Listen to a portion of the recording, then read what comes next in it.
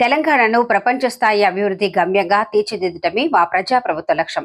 Japan, Korea వంటి దేశాలతో పోటీపడే స్థాయిలో రాష్ట్రాన్ని ముందుకు తీసుకెళ్లేందుకు ఫ్యూచర్ సిటీ ద్వారా బలమైన పునాదులు వేస్తున్నాం. రాష్ట్ర అభివృద్ధిని అడ్డుకోవాలనే కుట్రలు, దుష్ప్రచారాలను ప్రజలు గమనించాలి. తెలంగాణ బాగుపడటం ఇష్టం లేక కొందరు విషం చిమ్ముతున్నా మా ప్రభుత్వం అభివృద్ధి, ఉపాధి, పెట్టుబడుల సృష్టి దిశగా అహర్నిశలు కృషి చేస్తోంది. కాలుష్య రహిత గ్రీన్ ఫార్మా, గ్రీన్ ఎనర్జీ పరిశ్రమలు, ప్రపంచ స్థాయి విద్యా సంస్థలు, స్కిల్స్ యూనివర్సిటీలు, ఉపాధి అవకాశాలతో ఫ్యూచర్ సిటీని తెలంగాణ అభివృద్ధికి కొత్త మైలురాయిగా నిలబెడతాం. ప్రజల ఆకాంక్షలకు అనుగుణంగా తెలంగాణను ప్రపంచ పటంలో అగ్రస్థానంలో నిలిపేందుకు అందరం కలిసి ముందుకు సాగుదాం.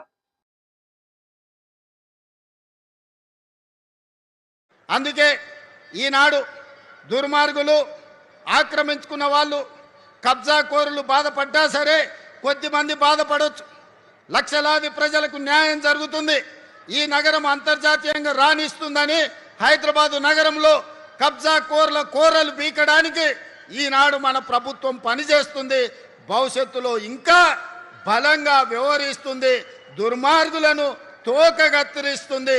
వాళ్ళ వెనకాల ఉన్నోళ్ళని కూడా వాళ్ళ పని పడతామని చెప్పి ఈనాడు ఈ వేదిక మీద నుంచి నేను చెప్పదలుచుకున్నా.